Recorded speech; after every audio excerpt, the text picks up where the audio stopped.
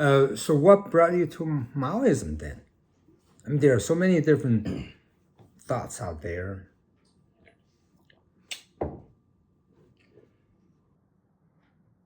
I was struggling as a veteran in my transition of trying to get into socialism, leave questions about anarchism.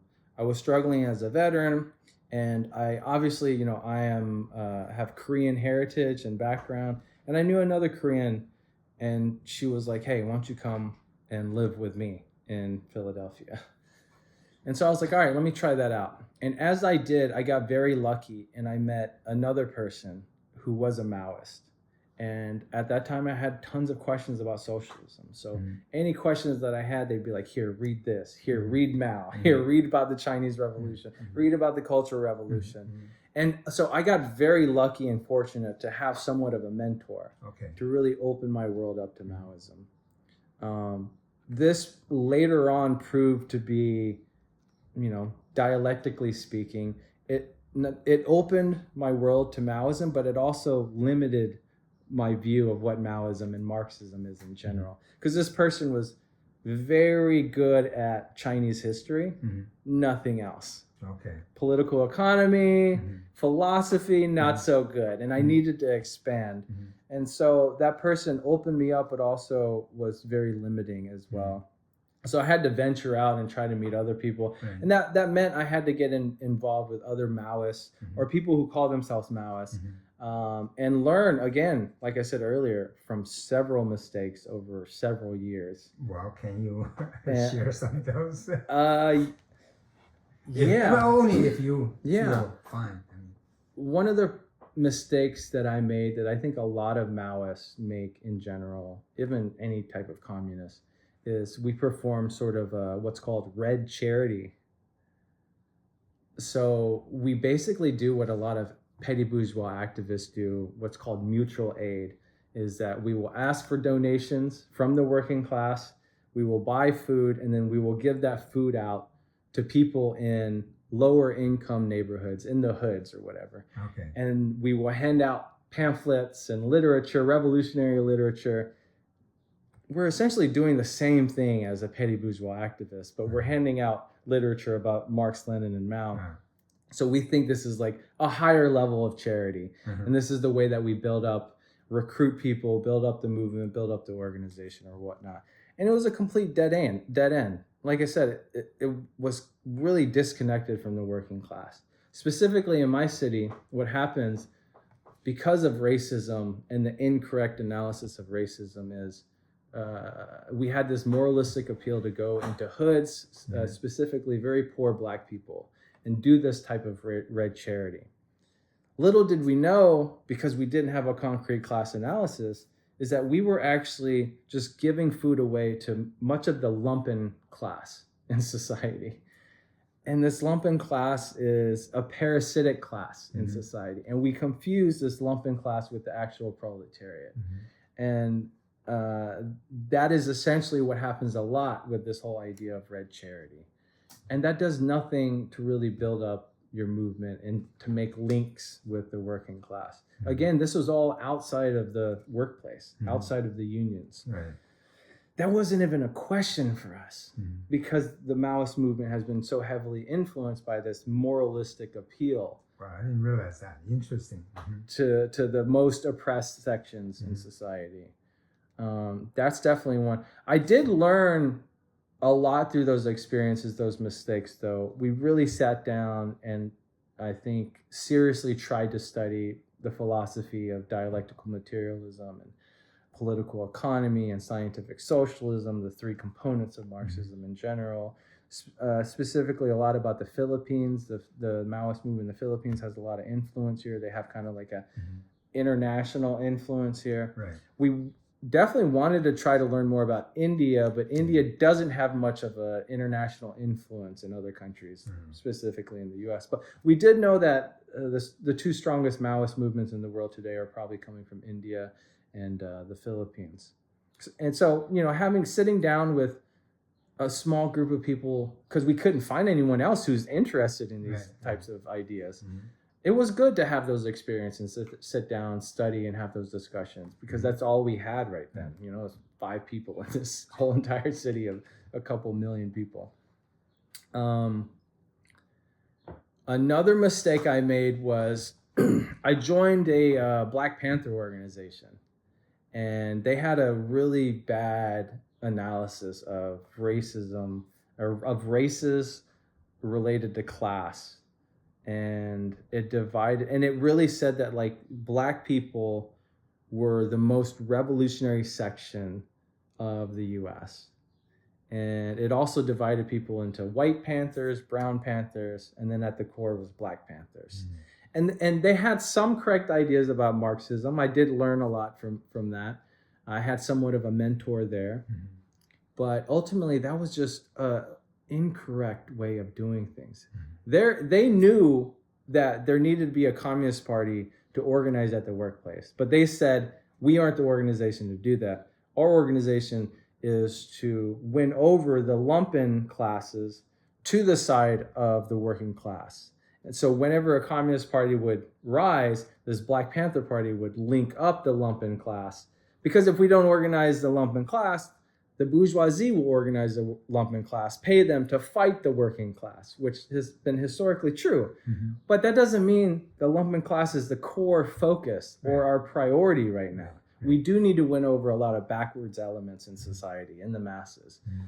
We kind of mix that up with thinking that they are part of the proletariat. I've learned through a few years of that experience of like people not trusting this class. You can see what they will take money from the organization. They will lie to you straight to your face. They're not reliable. This is why the working class is reliable. They have an objective interest in being competent, truthful, trustworthy, reliable, all these traits that we need to be a good leadership for the revolution. And that doesn't come from the lumpen class. But there's a confusion there sometimes where people say, oh, well, Black people are lumpen. No. And so it's not true. Like Black people, any race, doesn't exist outside of US society, which is a class-based society. But there's, on the surface level, people are very sensitive to racism. So if we kind of, associate the lumpen with Black people in general, people are so sensitive that they can really take that the wrong way and then say, oh, well, you're not Black, you don't understand, get out of our space. And it creates all this division within the working class or the communists or even progressive forces. And so I learned a lot about that and the failures of that got me to take even more of a deeper dive into Marxism and have a better class analysis of society, which I think, again, got us back to looking at the importance of the workplace, labor unions, creating a communist movement that can eventually link up and fuse with the working class movement. Because right now, for several years, there's been several workplaces across this country that's been unionizing. So the working class is kind of doing it by themselves. But as Lenin said, they can only reach a trade union consciousness, not a socialist, communist, Marxist consciousness. And we're not at that moment in the US to make this link possible. We need to build up the Marxist forces. We need to slowly and gradually link up with the working class in the workplace, inside of unions, but also the unorganized, and build that fusion up a little bit more, actually a lot more, until we have a concrete Communist Party that represents the interests of the working class, because it's so intimately linked with the working class. We are far from doing that, which is part of me, what I said with the Dunning-Kruger effect is like, oh, in the beginning, I knew what was right, but then I realized, oh, wow, there's a lot that I don't know. There's so much more work that we need to do. And there's a lot that we need to learn in the coming years, even decades. To you, what does Maoism mean that different from others? Branch of communism. I think easily put, the most simple way of saying it is that Maoism is Marxism of today. What that actually means can be somewhat complicated. It essentially is Marxism. There's Marxism and there's everything else. That's the basic idea. Like I said, there are correct ideas and everything else is incorrect ideas. That's how science works. Right. Regardless of how you feel about it. Right. And sometimes that's a tough pill to swallow to realize. I know. And maybe all classes have a problem with this. Maybe this is something, emotion is tied to this somehow. But then again, we're all raised with bourgeois ideas. That's the dominant class here. Maoism also understands what Marxism has accomplished over time. Science develops because the world changes all the time. And we have to adapt to new circumstances, learn what we can from different particular events and contradictions throughout history, and add to these ideas of what we can call Marxism. So for instance, a huge fundamental part of being a Maoist is understanding the importance of the Chinese Great Proletarian Cultural Revolution. Because there are so many Marxists today, different tendencies that don't recognize the importance of the Chinese Cultural Revolution, that classes exist under socialism. We can say that very easily. Maybe a few of us really understand that very easily, but there are a lot of people that don't understand this and believe that almost that socialism is the end goal, that no classes exist, that it's almost like peace on earth, it's the greatest thing because capitalism doesn't exist. It's like, no. Well, if classes exist in socialism, then there is a fierce class struggle that is still going on. And the Cultural Revolution is one way that we have learned throughout history to understand this and how to approach these types of contradictions in society. I mean, there's also a couple of other tenets of Maoism that say only Marxist-Leninists or maybe even Trotskyists or whatever tendency they don't recognize. One, I think, is the mass line. It's kind of fairly common in the Maoist world, but it's a form of communist leadership that was developed in China that seems very important, that is trying to reject the ideas of being commandist, of ruling over the people and being disconnected from the people. You're actually a part of the people and you accept criticism, and through discussion, unity, struggle, unity, all that, there can be change within the organization, within society, from the top echelons of leadership to the very bottoms of the working class. There's also, they're not so universal principles, but say like in semi-colonial, semi-feudal societies, you have protracted people's war, while also having theory of new democracy that can be in place that Maoists are using in the Philippines and India today. Many Marxists don't really understand these concepts at all. Again, it really becomes like this Marxist attitude of, well, it's just the imperialists and the working class. Like, that's, what side are you on? Pick a side, that's it. But really, little do they know is they actually pick the side of the bourgeoisie or the side of the petty bourgeoisie and not actually the working class. So I think those are a couple of things that I would start off with when talking about Maoism. But I think essentially it means being a Marxist, which means we really have to have a concrete theoretical explanation for the current events and for history, which is the three components of Marxism is generally known as political economy, philosophy, and scientific socialism. And we really need to take this study seriously and apply this theory to understanding current events, and then explain all of this to the working class. Specifically, we would say right now the advanced section of the working class, which Lenin spoke highly of and a lot during his time. And I'd say lastly, the thing with Maoism, it always goes a bit further in explaining a current event or a contradiction or an issue. Every other tendency in Marxism and communism I've learned has been, they stop short of a very concrete understanding of a situation. When Maoists really tried to go further and we'll criticize each other, sometimes yell at each other if we need to, in order to build a higher level understanding of a certain issue, of a certain contradiction or a current event or anything like that. And I've always appreciated that. So Maoism always tries to get at the granular level of things.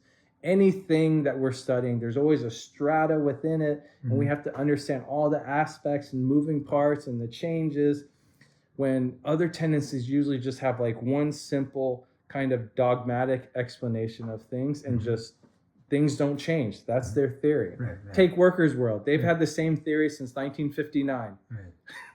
The world hasn't changed to them. That is not a concrete science. And I think Maoism accounts for these changes. Good. Could I ask how you would answer that? Well, I mean, this trip, I came to the U.S. this time in April 1st, and I met quite a few Maoists, to my surprise, and the question occurred to me, what does Maoism has to offer to a revolutionaries in the industrialized society like Europe, US, Japan? I mean, we know Maoism being practiced, like you said, in India, in Philippines. They engage in armed struggle for over half a century.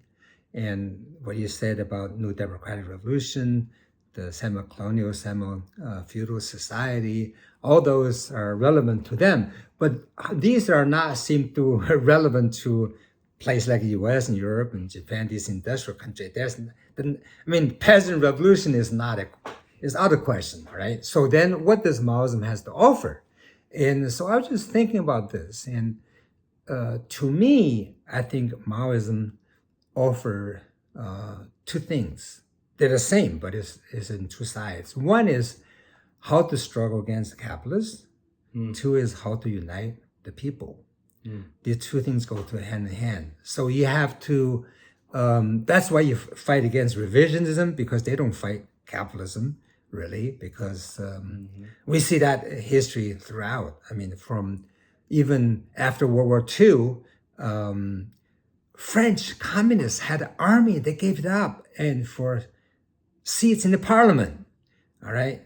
And last, 10 years ago, Nepal Maoists capitulated. Yeah, they gave up their arms. Yeah, same thing, give some seats in the parliament. Yep. Okay, and they betrayed the revolution. You can see these revisionists, they don't have the same goal about overthrowing capitalism. They just actually go halfway. And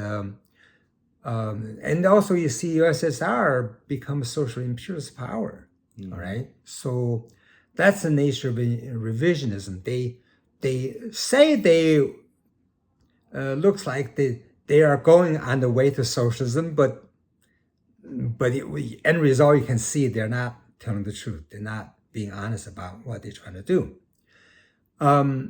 So Maoism is about not only in China continue the revolution, but from around the world, you got to fight capitalism thoroughly, right? Not just half-hearted. But also it's about how to make your force really largest. Like you said about the veterans against the war, at the beginning, there was, in the height, they have every type of people in the movement, but then later on, just bickering, and they just peter out, okay? So how to fight the enemy and unite the broadest possible forces against, because you don't have unity among the working class, among the oppressed, you won't be able to fight the enemy. So Mao summarized early on in the 50s, he called it Kirk handling the contradiction among the people. And throughout his life later on, it's all about how to fight revisionism and how to fight sectarianism. It's two things, it's dialectics, all right? It's dialectics. How do you, see, Marx says, working class world unite. That slogan is easier said than done. How do you unite, all right? And how do you build your forces to the largest possible? How to unite, and the unity doesn't come with being nice to each other. So the unity in struggle, like you said, unity struggle, so the point is how to overcome divisions among the oppressed. There are a lot of divisions. There are a lot of different ideas. All right. So how do you struggle?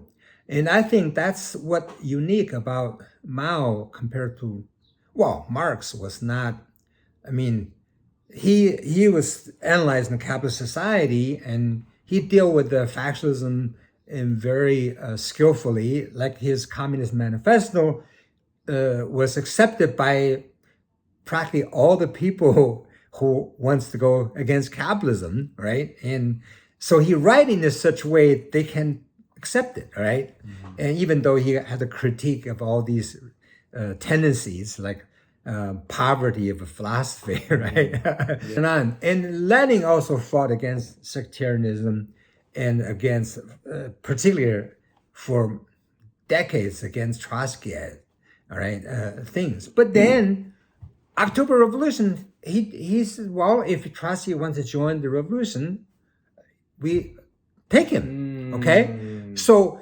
you fight against wrong ideas, but you also know how to unite with people. Try to cure the sickness to save the patient. That's right. That's right. Cure the disease, all right? Save the patient. Cure the illness, save the patient. So the struggle, I think what's unique about Mao is that Mao was in the minority for such a long time in Chinese party in history. So he has a lot bigger insights about this. And I mean, Lenin was leader practically all his life. That's true. Okay? He was Mao was just being demoted, being cast aside for many years, long time. And so his approach to the inner party struggle about how to uniting people, it's a lot deeper, a lot concrete.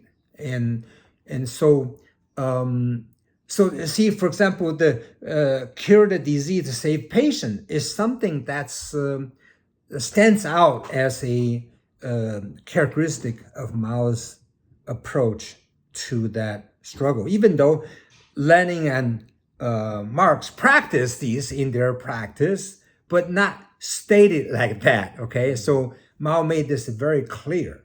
And so on one hand, you fought against revisionism and, the 10-year polemic that China conducted is an example of that. But even in the party, you fought against all kinds of wrong ideas, but without splitting. Yeah.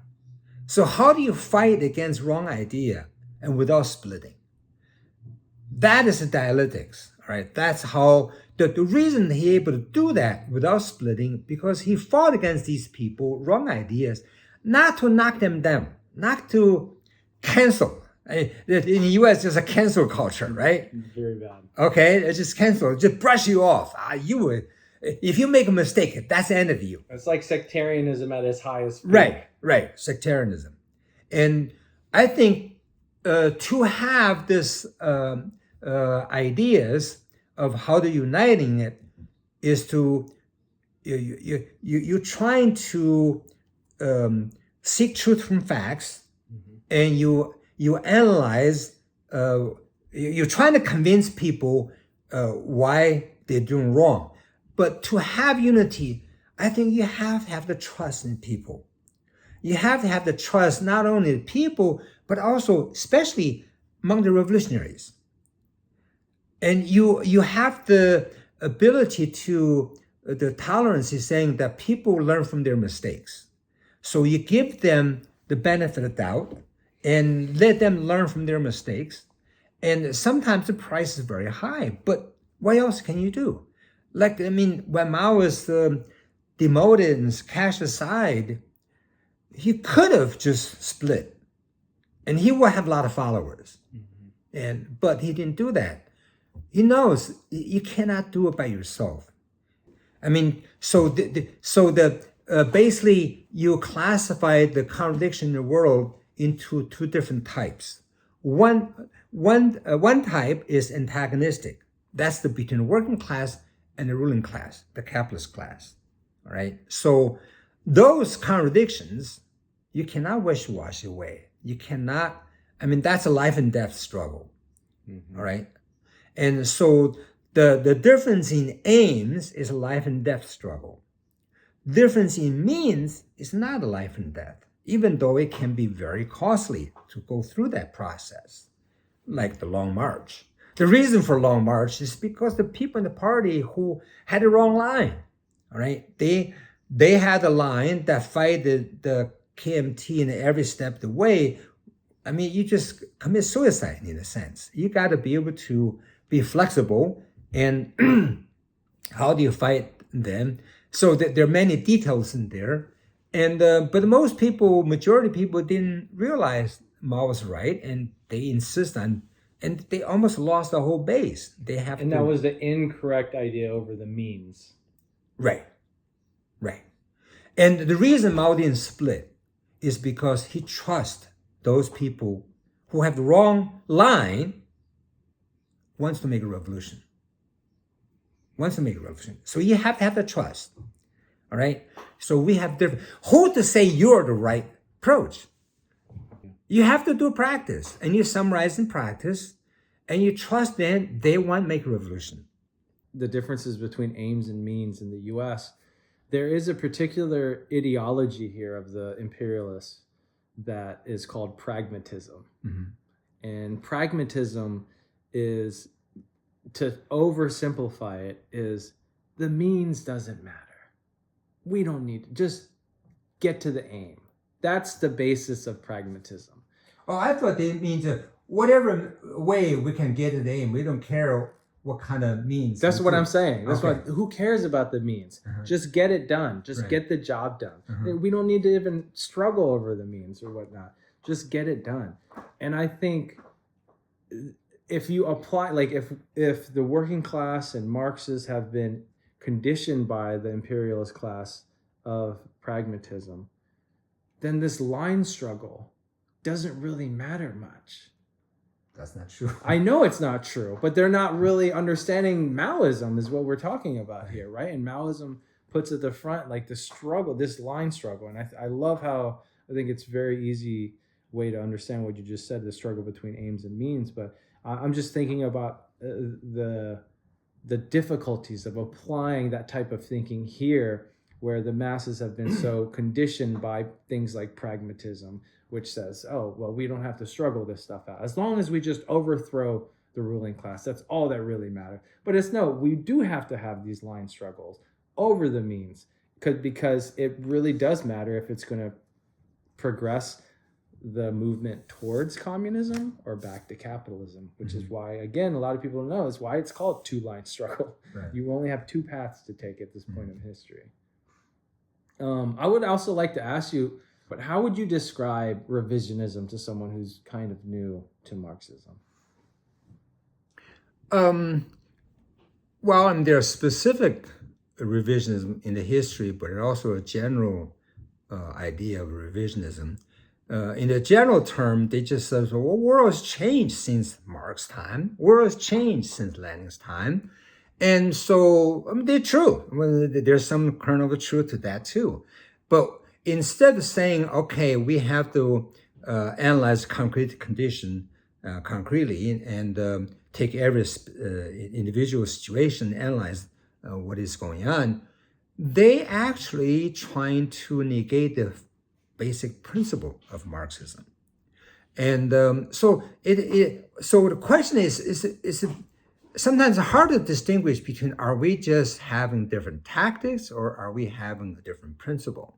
And so I mean, for one example, it's just like that the modern revisionism think that we can peacefully transform into socialism and under capitalism. And they have a worship in electoral politics.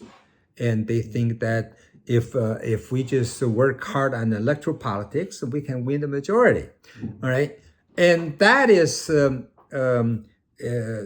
you're going from the other extreme says we will not participate in capitalist electoral politics, all right? And that which is wrong, or you can see in other extreme, like the revisionists think that, well, we can manage probably in modern days using peaceful means to go into socialism. There are a few things wrong with that. And their definition of socialism turned out to be just state ownership. And so in that case, there are so many socialists around the country, and French has a lot of state-owned industry, and many countries have a state-owned. That doesn't mean socialism. I mean, socialism from Marxist point of view is working class in power, and demonstrated by who controls the gun. Okay, you can't avoid that very basic thing. I mean, when people are unhappy, when people are protesting, what does the state do? Okay, do they protect the people's right to vent out their grievances and challenge the authority, like during the Cultural Revolution, or you mow them down with a machine gun? Okay, and that is not something you can through electoral politics to resolve that. All right, so the limitations of the electoral politics has to be very clear, and because it's about who controls the state oppressive machinery, and the ruling class is not going to let you really take over the state. I mean, they are willing to make concessions, and so, for example, in the 30s, we have Social Security, you have unemployment, we have the right of labor to organize, and how come that's possible? Why can't we go further? All right. Well, from what I can see is that in capitalism, there's always a contradiction between interest of individual capitalists versus the interest of capitalists as a class. Yes. Okay. So there's something like the unemployment, Social Security, union organizing rights. These things doesn't really hurt the capitalists as a class. It might hurt individual capitalists. They fight tooth and nail to the death, okay? But a system as a whole can tolerate. Same thing is sexism, racism. It's not necessary for capitalism to have those. It's good for individual capitalists, but you can have, for example, Japan is very homogeneous, and yet it has a class, right? But you can see from the US, sexism, racism is not precondition for capitalism. All right. So any of these kind of reform don't challenge the capitalism as a system. It is possible of these reform, but when you want to challenge the private ownership means production, and then they fight tooth and nail. They got nuclear weapons of all other things. Okay. So revisionists are those took the fundamental principles of class struggle, antagonism, trying to wish-wash away. So basically, you can say Mao says there are two different types of contradiction. Those are antagonistic contradiction. There are non-antagonistic. So revisionists trying to water down the antagonistic contradiction as something we can work through. Yeah, I mean, that's how I see revisionism. But to put it in actual practice, in real time, it's also very difficult because we could be in an organization and there could be this one person that just keeps having really bad ideas and really bad behavior and bad conduct amongst other comrades. At some point, you have to say, like, you have to get out of the organization. We cannot really hold on to this principle of unity because it reached a certain point where it's like, okay, you have to back away now. Or in another case, say you have an organization and it's struggling theoretically with another organization who has many revisionist ideas, and we would like to unite with these other types of Marxists and win them over to a correct line, essentially Maoism, right? But if they just continue to reject these ideas, these fundamental principles of class struggle, as you said, laid down by Marx, Lenin, and Mao, it's hard to make a decision of how much do we continue to try to unite with them. When you say unite, what do you mean?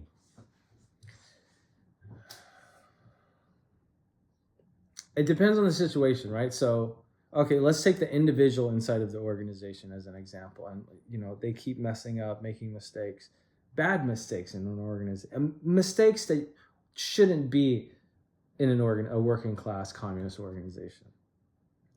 We have to kick them out. Yeah, they're disciplined. Yeah, of course. So discipline, that's a form of proletarian discipline, we can say. Right.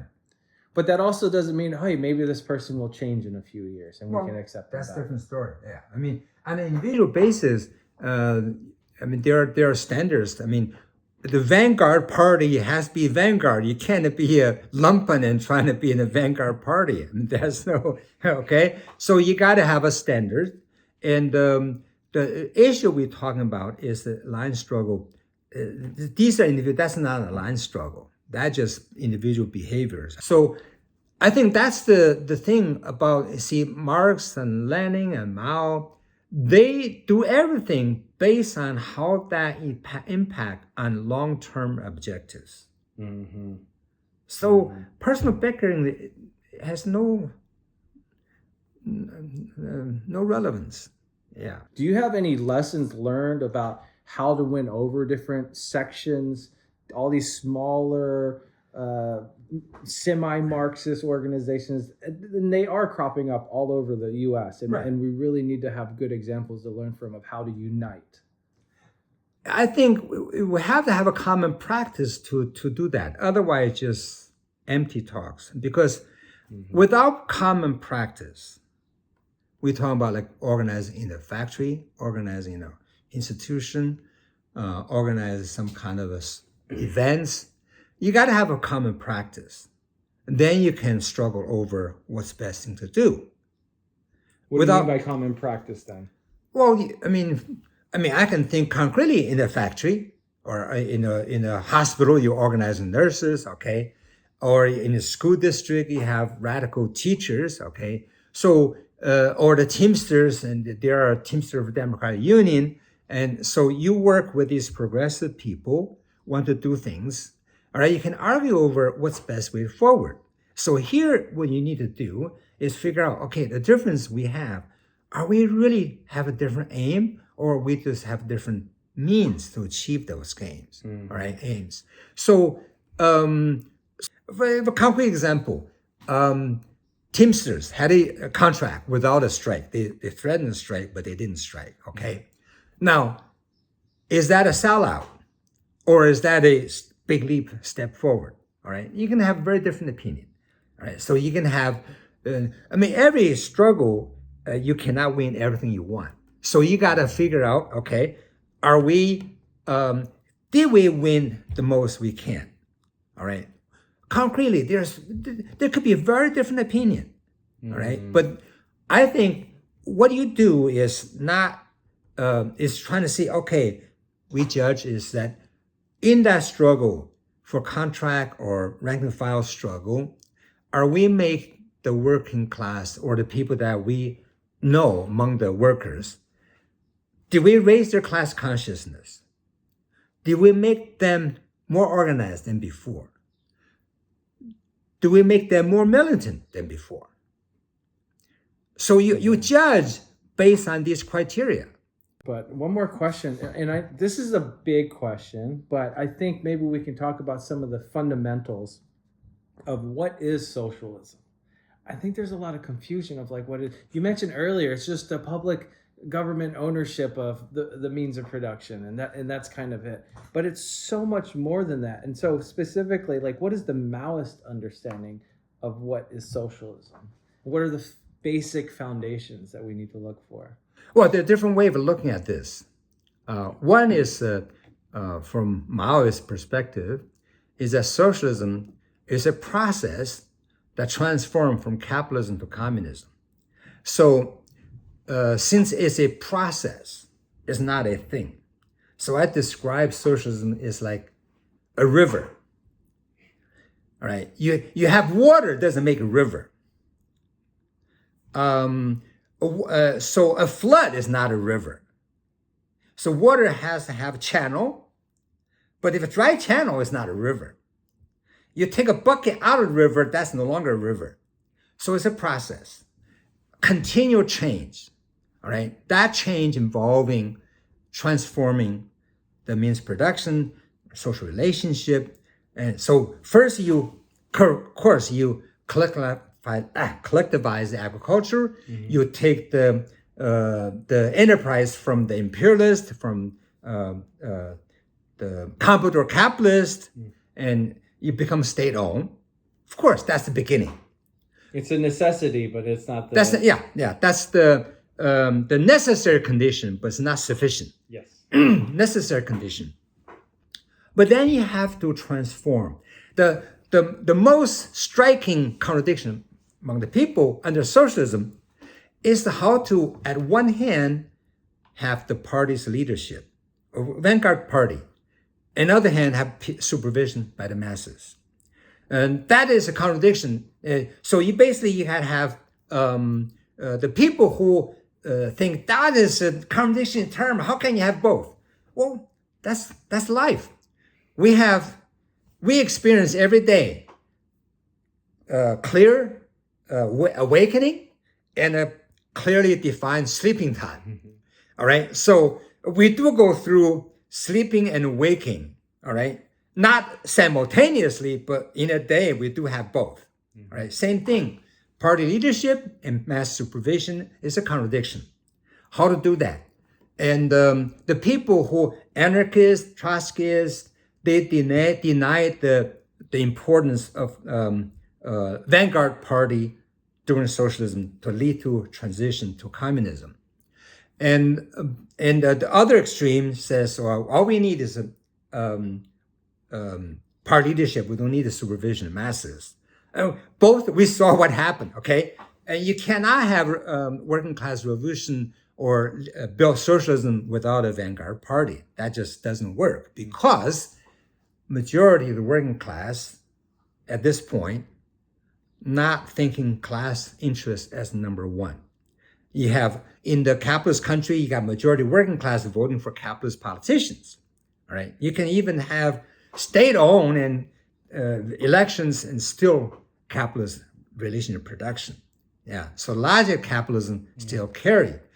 Under socialism, you still have to each according to their work. Now, if you have to each according to their work, then most people care, number one, is their reward from the work. They're not thinking about the class long-term interest. Until you reach a state to each according to their ability, from each according to their ability, to each according to their need. Until you reach that, you need a vanguard party. You need mass supervision. That contradiction is working out during the Cultural Revolution. All right. So basically, that is ever evolving. So you not only have a legalistic state or ownership by the whole people, you also have to have transformed the relationship on the production process. That is the struggle between the leaders and the led. I want to ask more specifically about this changing of the relations of production. Obviously, people know it's very early on in studying Marxism is the relations of production under capitalism is like the capitalist owns the means of production, right, and the working class has only their labor power, right, to sell, right? Right. But if socialism is changing that relations of production, what is it changing into? Could you describe that a little bit more specifically? Well, I mean, that change is the contradiction between the leadership of the vanguard party and the mass supervision. Because we have ownership by the whole people, so the leadership is not only responsible to your own factory, responsible to the whole country. All right. So how to prevent revolutionaries become oppressors is universal. Yeah. So that process, step by step, what you do is that you increase the proportion of people's income based on need and reduce the portion that's based on their labor.